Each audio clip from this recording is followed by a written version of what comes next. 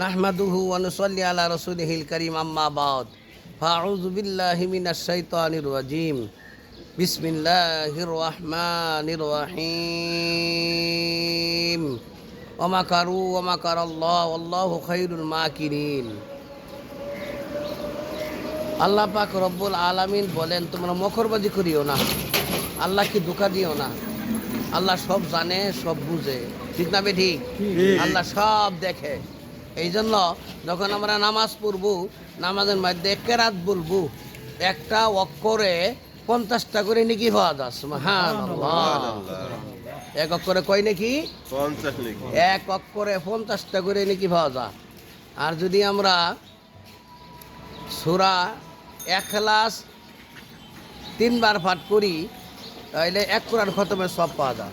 সুবহানাল্লাহ। আর যদি আমরা সূরা কাফিরুন একবার পাঠ করি, 4 ভাগের 1 ভাগ কোরআন খতমের সব পাওয়া যায়। সূরা নসর 4 ভাগের 1 ভাগ কোরআন খতমের সব পাওয়া যায়। আর লোগা সূরা কারিয়া 4 ভাগের 1 ভাগ কোরআন খতমের সব পাওয়া যায়। সূরা জিলজাল 4 ভাগের 1 ভাগ কোরআন খতমের সব পাওয়া যায়। সুবহানাল্লাহ। এরকম সূরাগুলো দেখে দেখে যদি আমরা পড়ি, তাহলে নেকি বেশি পাইব। আল্লাহ পাক রব্বুল আলামিন আমাদেরকে সূরা কিরাত সহি শুদ্ধ করে পড়ার জন্য দান করুক, আমিন।